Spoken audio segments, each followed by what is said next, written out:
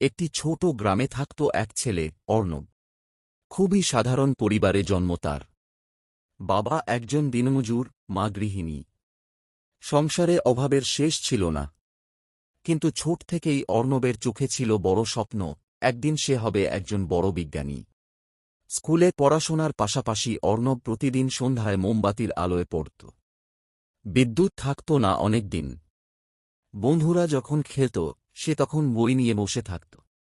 কেউ বলত এত কষ্ট করে কি হবে, কিন্তু অর্ণব কখনো থেমে যেত না।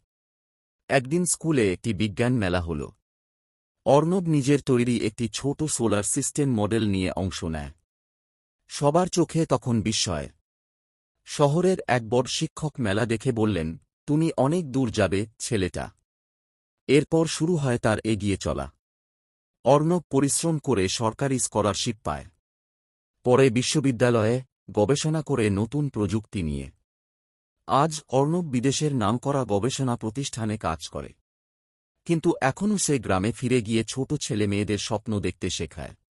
এরকম ভিডিও পেতে আমাদের এই চ্যানেলটি সাবস্ক্রাইব করুন।